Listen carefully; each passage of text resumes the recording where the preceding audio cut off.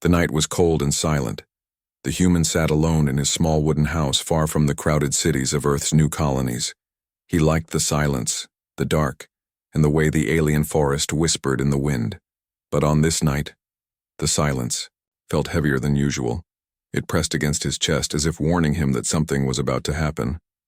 The fire burned low in the hearth, sending long shadows across the walls. He leaned back in his chair, eyes half closed, listening to the distant cries of strange night birds. The world outside was alive, but his home was still, until 3 sharp knocks echoed on his door. Knock, knock, knock. The sound was so sudden, so heavy in the night, that his heart jumped. No one ever came here. He had chosen this place for that very reason.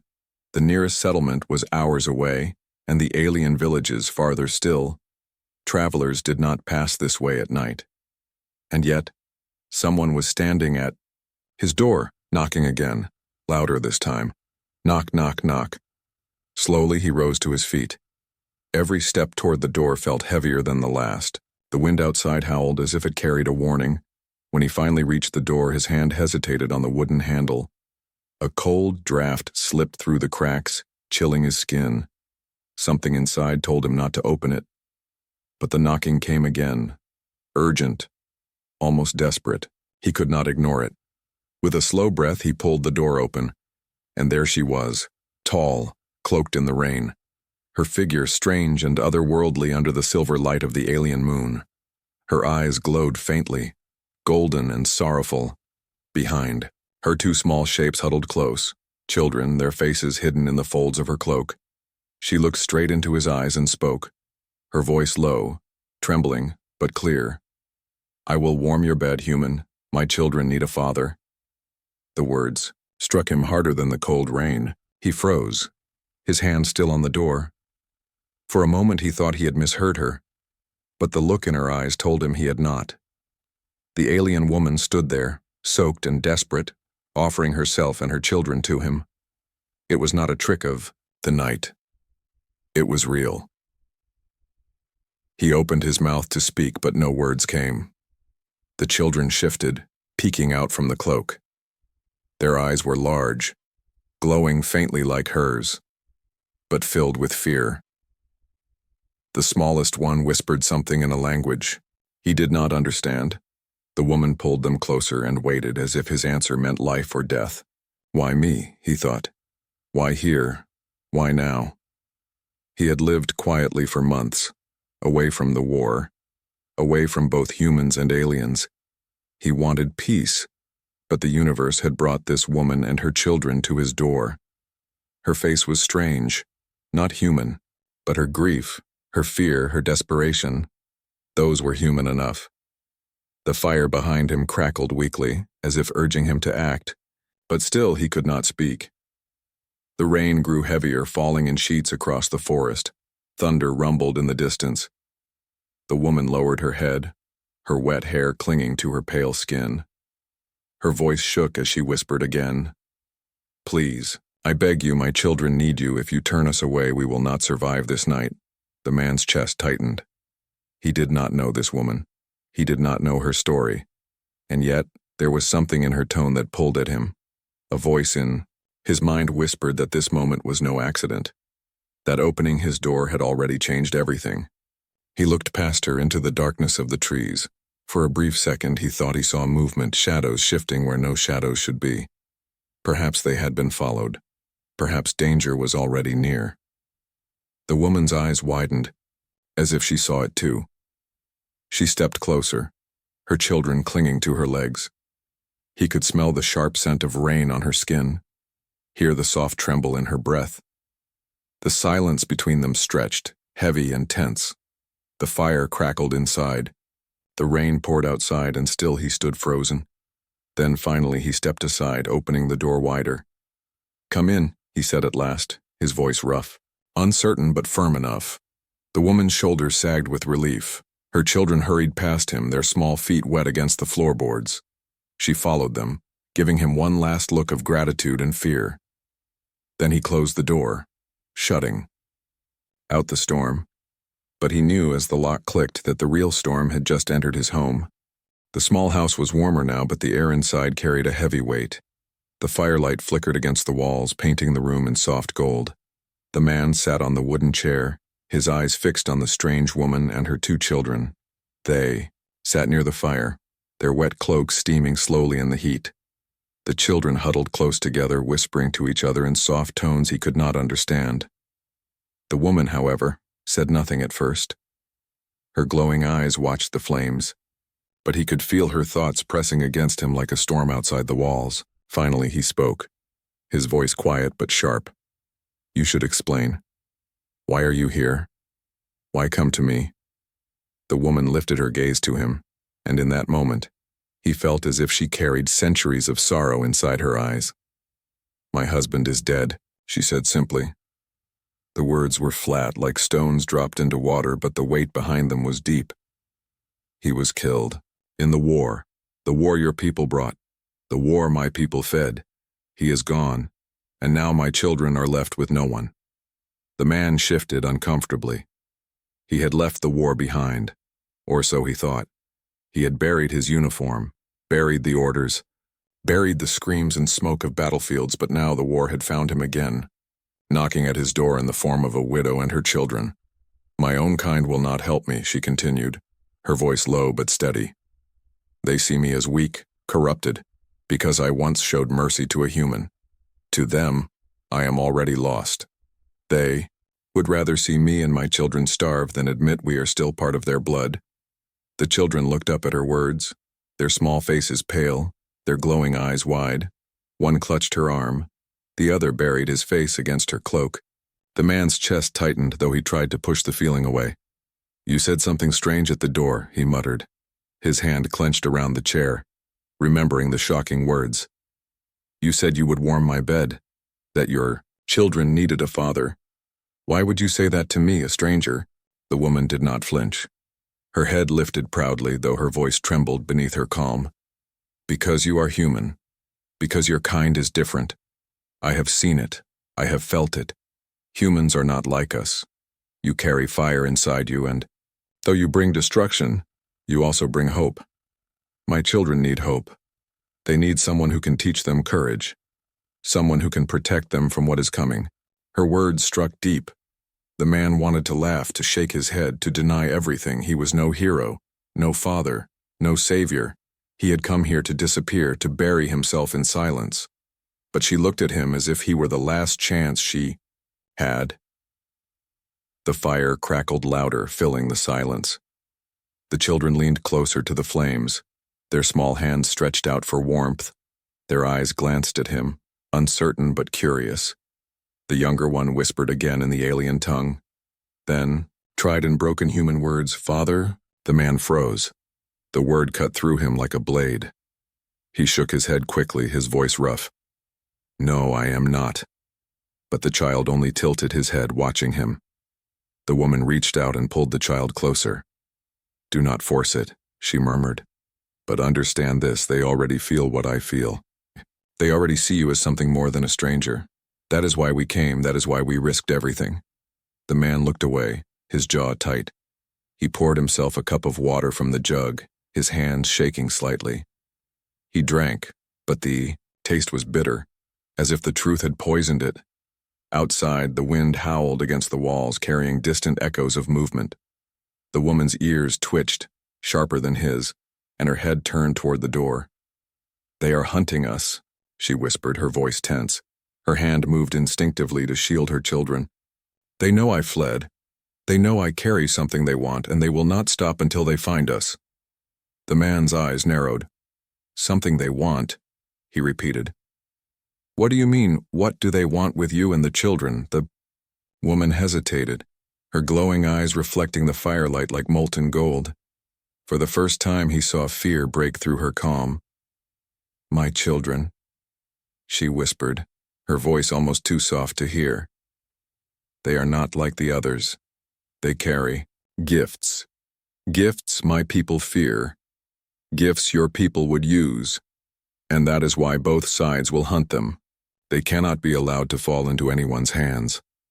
The room fell silent except for the crackling of the fire and the pounding of his heart.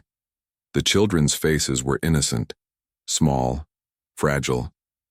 Yet the way they looked at him, with those strange glowing eyes, made him wonder if the widow's words were true. The woman leaned closer, her voice breaking. "Please, human, I know you did not ask for this, I know you want peace, but if you turn us away, they will die.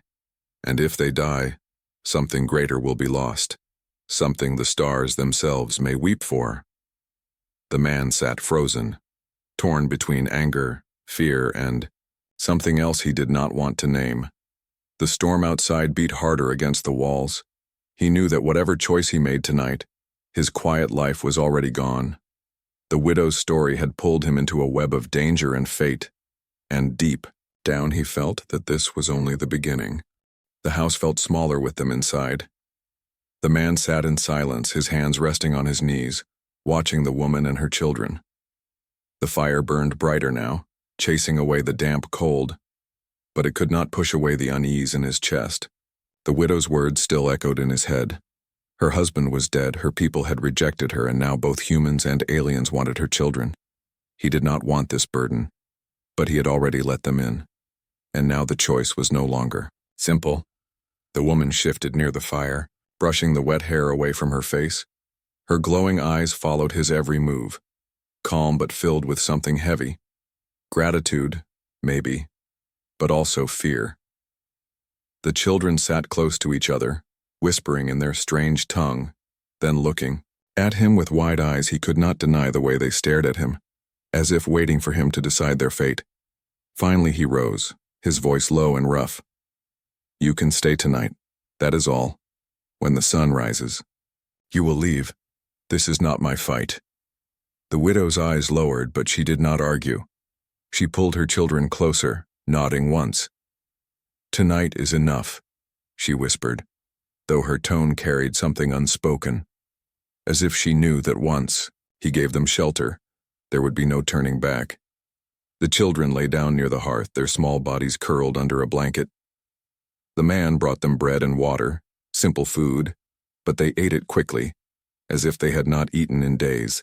The woman accepted a cup of water, her hands trembling slightly as she drank. For a moment the room seemed peaceful, but peace was a fragile thing, and outside the storm had not ended. The man moved to the window, pulling the curtain aside. The forest stretched in shadows under the moonlight, but his eyes caught something strange, a flicker of movement far between the trees, a glow, like a torch or a lamp carried by someone moving slowly. His heart tightened. He turned back sharply, his voice hushed but urgent. "Someone is out there." The widow stiffened, her glowing eyes narrowing. She rose to her feet, her body tense. "They are searching," she whispered. "They know I ran this way. We must be silent." The children stirred, fear flashing across their faces.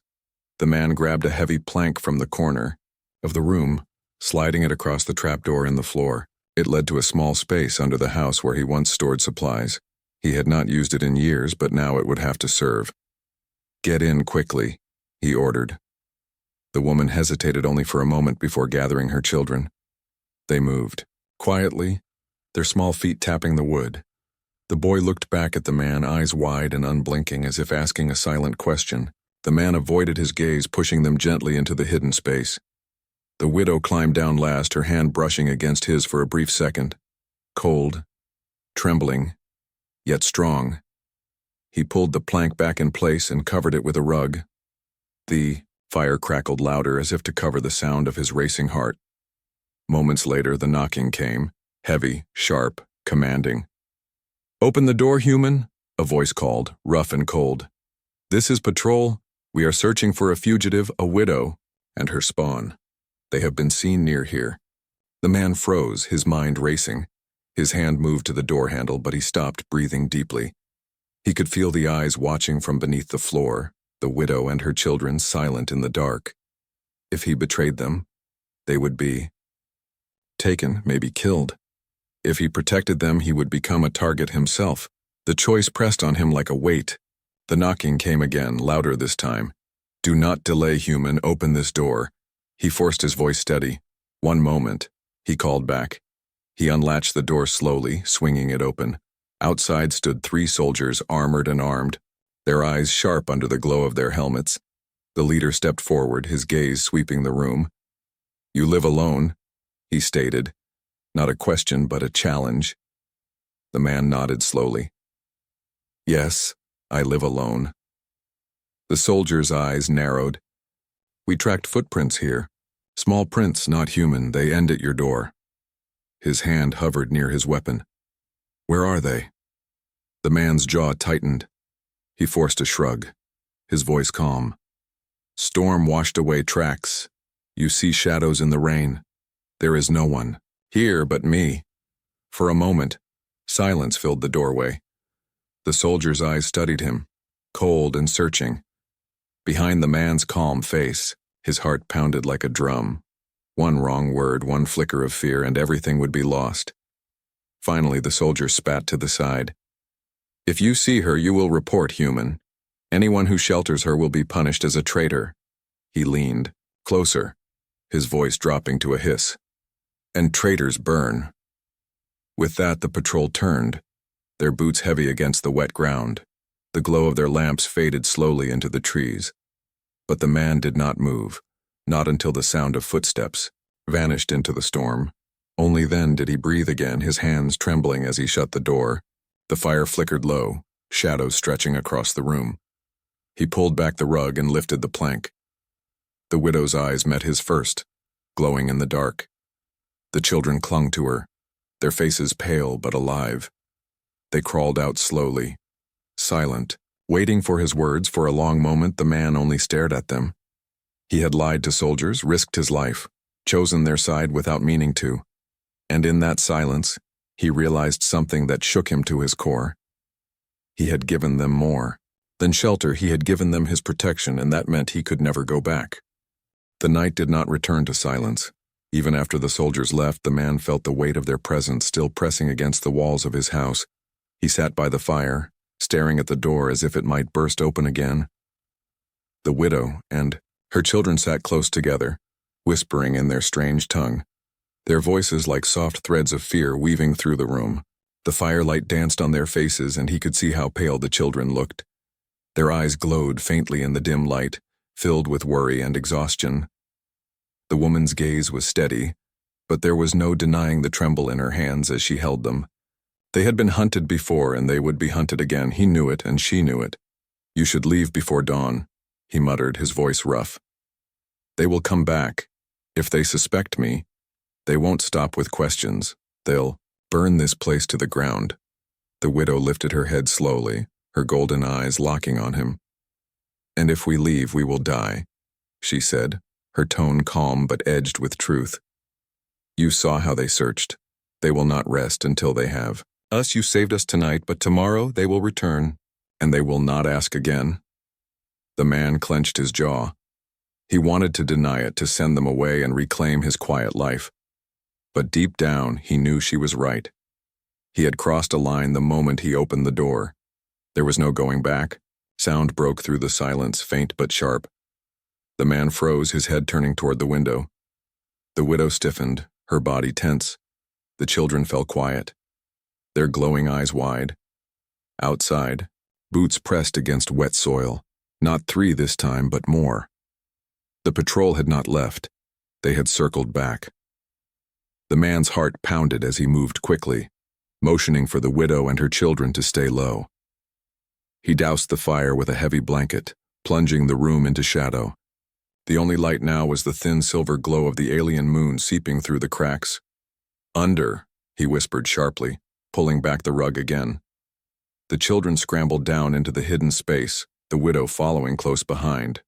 Her eyes lingered on his for a heartbeat, a silent message of trust or warning before she vanished into the dark below. He pulled the plank shut just as fists struck the door. "Open!" the voice boomed, angrier than before. "We know you are. Hiding her, do not test us, human." The man gritted his teeth. He forced himself to breathe slow and steady, then opened the door. Outside, 5 soldiers stood this time, their lamps glowing like angry eyes. Rain poured around them, sliding off their armor, dripping onto the wet ground. The leader shoved his way forward, his weapon strapped across his chest. "Where is she?" he demanded. The man shrugged, his voice steady. I told you already, I live alone. No one came here. The soldier stepped inside without permission, scanning the dark room with sharp eyes. His boots left wet prints on the floor, his lamp sweeping across the walls. The man's hands curled into fists, but he stayed calm. The soldier spread out, checking corners, checking the small storage by the wall. One bent near the hearth, touching the wet ashes. The fire was alive not long ago, he said coldly. The leader's eyes narrowed. Someone was here. The man forced a laugh, rough and bitter. I eat alone, soldier. You want to count the crumbs too? The soldier's gaze darkened, his hand hovering near his weapon, but before he could speak, a sound slipped through the silence. A small sound, faint as breath, from under the floor, a child's cough. The man's heart stopped. The leader's head snapped toward the floor, his lamp sweeping across the rug. The man moved quickly, stepping forward, blocking the light. Rats, he said sharply, his voice hard. This place has plenty. They make noise at night. The soldier studied him, suspicion burning in his eyes. He stepped closer, the glow of his lamp brushing. Against the man's face, the air between them thickened, a test of will. The man did not blink, did not move. At last, the soldier spat on the floor. If you lie, human, you will regret it. He turned sharply, barking orders to the others. The soldiers filed out, their boots thudding against the wet ground. But the leader lingered one moment longer, his gaze sweeping the room. His eyes rested on the rug, then on the man's face. Finally, he gave a cold smile. We will be back, he said softly. Then he was gone. The man stood in the doorway, his body rigid, listening to the fading steps. Only when the forest swallowed their light did he close the door. His chest heaved as he dropped to his knees, pulling the rug back. The widow emerged first, her eyes fierce with both fear and relief. The children followed, one clutching her cloak, the other staring at him with wide eyes. You saved us again, she whispered. But her voice carried no joy, only the heavy truth of what they both knew. The soldiers were not finished. They would return, stronger, hungrier, more certain. The man leaned back against the wall, running a hand across his face. His quiet life was gone, replaced by a storm he could not escape. And yet, as the children pressed close to their mother, as they looked at him with silent trust, he realized he was already bound to them. Whether he wanted it or not, he had chosen, and now there was no way back. The storm outside had finally eased, but the storm inside the man's chest had only grown heavier. He sat by the dying fire, his back against the wall, staring at the widow and her children. The soldiers had almost found them, one sound away. From disaster, if not for his quick words, the patrol would have ripped up the floor and dragged them into the night.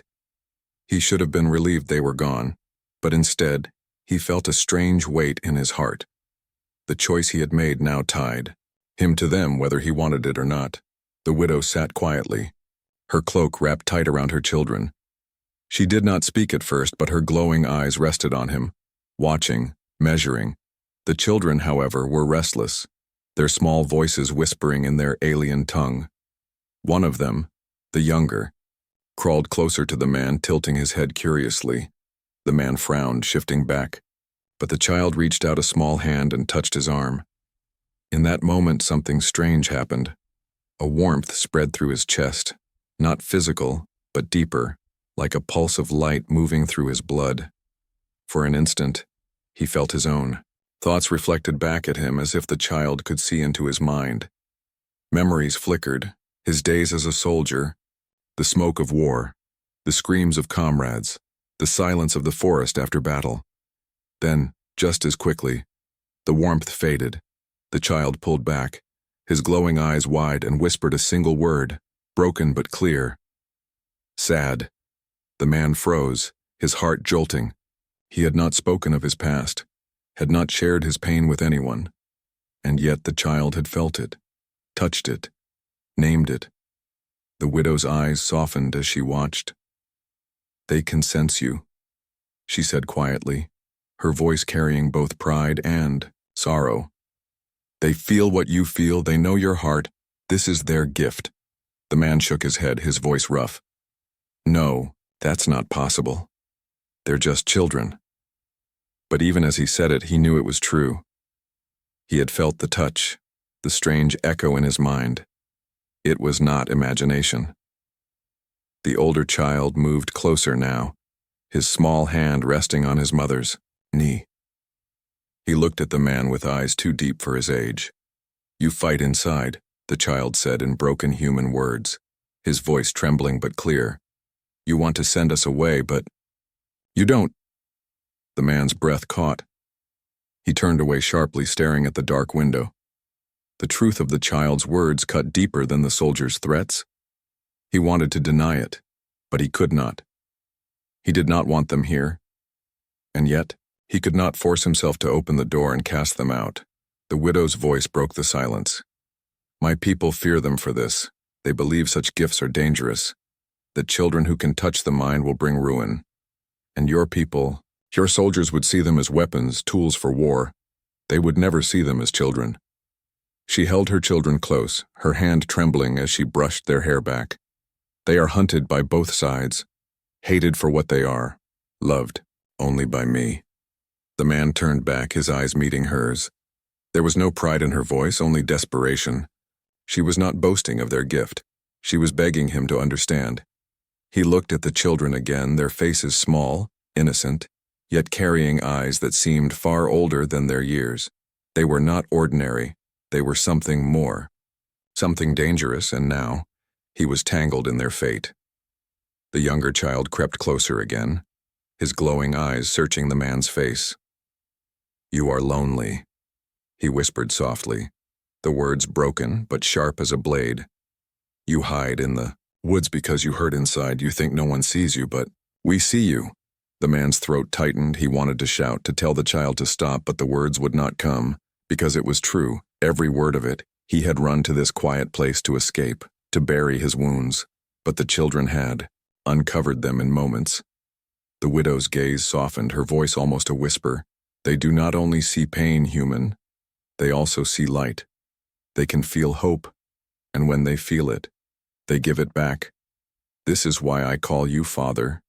This is why they call you Father. They feel in you something they have never felt before. Safety.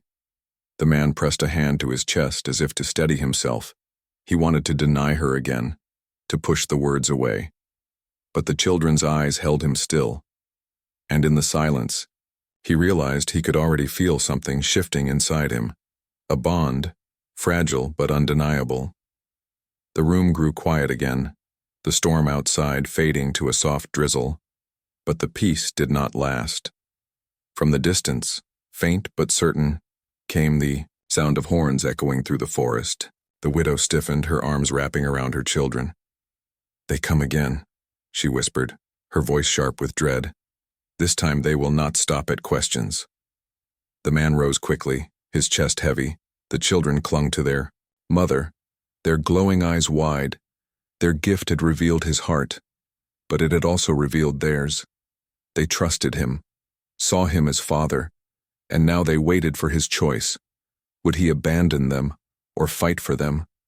The horn sounded again, closer, louder. The night was no longer safe. The man looked at the widow, then at the children, and though fear pressed hard against his chest, he knew one truth. The gift they carried was dangerous, yes, but the greater danger was letting them fall into enemy hands. He clenched his fists, his voice low but firm. They won't take you, he said. Not while I'm still breathing. The horns echoed through the forest long and low, carrying a promise of danger. The man felt the sound in his bones, each note striking like a hammer against his chest. The widow pulled her children close, her golden eyes wide with fear. They are not far, she whispered, her voice breaking. They know they are coming for us. The man moved quickly, grabbing his pack from the corner. He had kept it ready for months, though he never thought he would use it. Inside were rations, a knife, and a few tools for the forest. Now it would have to be enough. He tossed a cloak at the widow, his voice sharp but steady. Cover them, keep them close. We need to move before they surround the house." The children clung to her, their small hands shaking as thunder rolled in the distance. The man pulled open the back door, the night air rushing in, damp and heavy with the scent of wet earth. The forest loomed, dark and endless.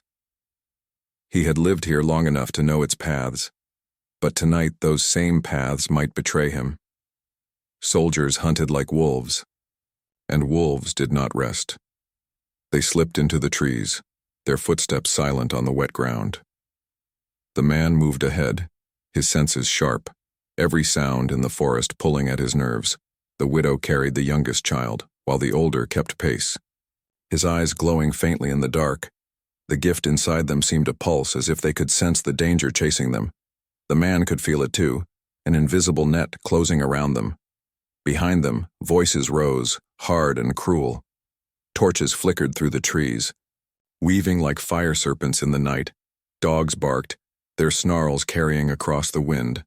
The hunt had begun. The widow stumbled, clutching her child tighter. The man turned quickly, steadying her, his hand brushing against hers. Her eyes met his, fierce and desperate. "They will not stop," she said. "They will chase us until dawn, until blood spills."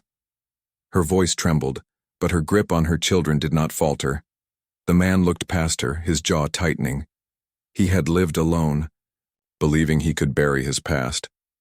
But tonight, the war he had run from had returned to claim him.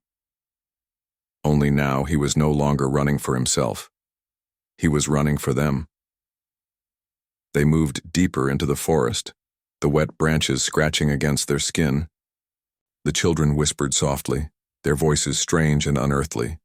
The older one tugged at the man's sleeve, his glowing eyes wide. "They are close," he said in broken words. "They are angry, but afraid too." The man frowned.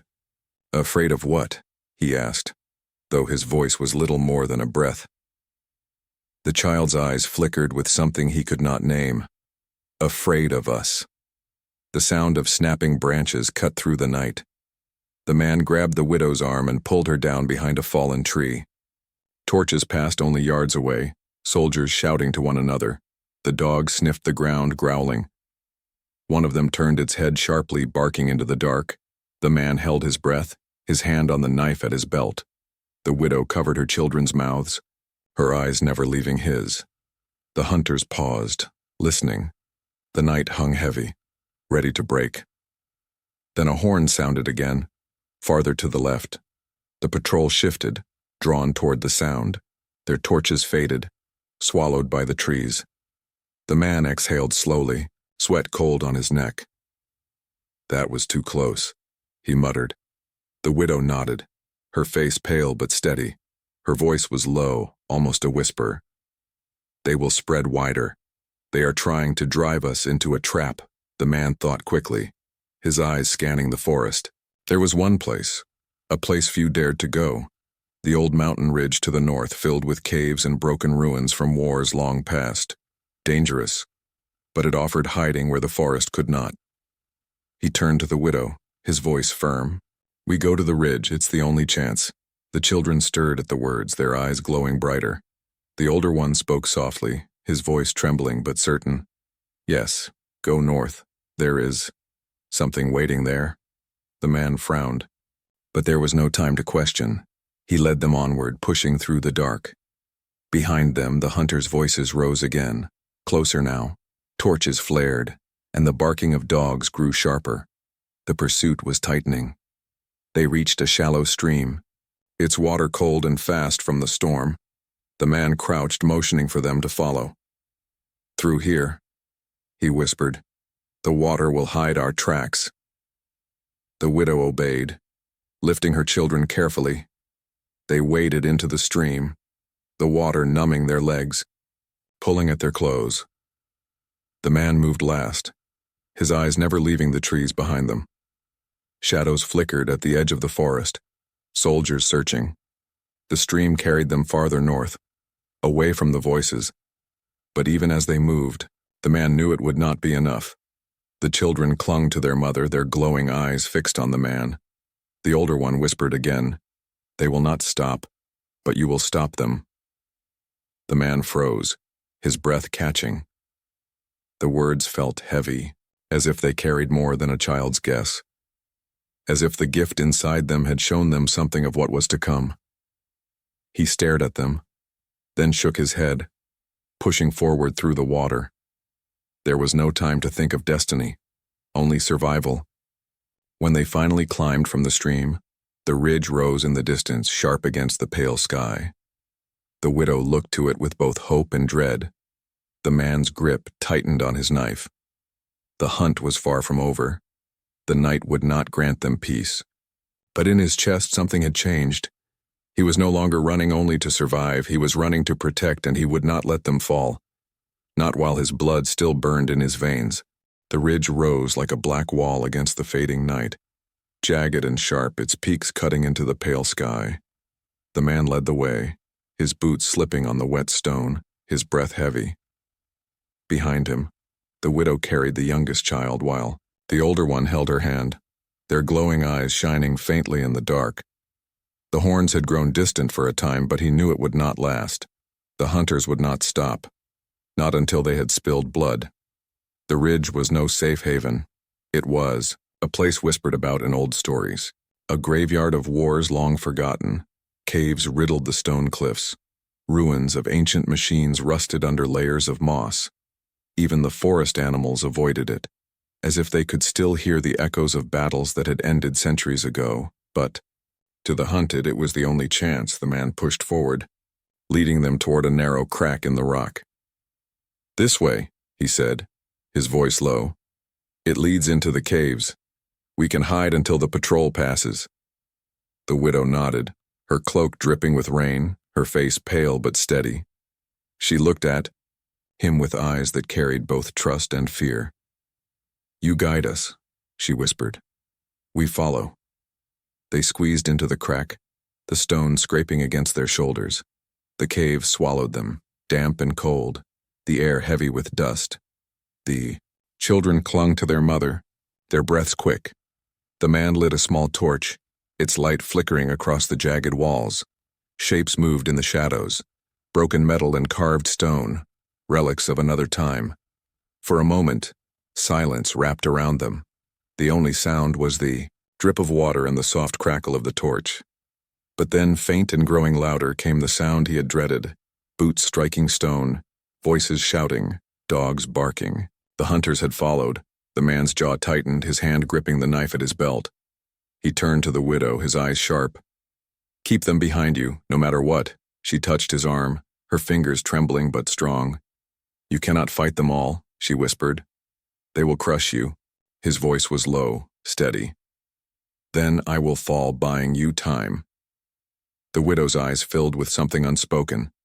But before she could answer, the children moved closer, their glowing eyes locked on him, filled with strange light. The older one whispered, his voice trembling but certain, "You will not fall, we will help." The man frowned, his heart pounding. "What do you mean, help how?" The widow's voice broke the moment, sharp and urgent. "There is no time, they are here." The cave shook with footsteps, torches glowing at the entrance, shadows spilling across the walls. The hunters' voices echoed, hard and cruel. "There they are inside, the widow and her spawn trap them." The man stepped forward, planting himself between the hunters and the family. The torchlight burned across his face, his knife gleaming in the dim glow. He felt the weight of the choice pressing down on him. He had once run from war, but now war had come for him again. Only this time, he was not fighting for orders or banners, he was fighting for them. The first soldier entered, weapon raised, his eyes sharp with hunger for blood. The man struck fast, steel flashing, the soldier crumpling to the ground with a cry. The cave erupted with shouts, more soldiers rushing in. The man fought like fire, his knife flashing, his fists striking, his breath ragged. Each blow was desperate, but each blow carried purpose. Behind him, the widow shielded her children, her voice chanting softly in her alien tongue. The cave seemed to tremble with her words, then the children's gift awakened. The older child raised his small hands, his eyes glowing brighter than the torches. A wave of something unseen rippled through the air.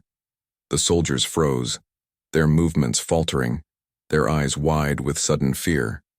The younger child whispered, his voice soft but filled with power. Stop, and they did. The hunters staggered, dropping weapons, clutching their heads as if gripped by invisible chains, their faces twisted, their breaths ragged. The man turned, shock flooding him. The children stood glowing, their small bodies trembling but unbroken. Their gift had become a shield, a weapon, a storm. The widow's voice rose, tears shining in her golden eyes. This is why they fear them. This is why they hunt us. My children can break the will of soldiers. They can turn war to ash, though. Cave shook with the cries of the hunters as they stumbled back, fleeing into the night. Torches fell, smoke curling across the stone, and then silence returned heavy and deep.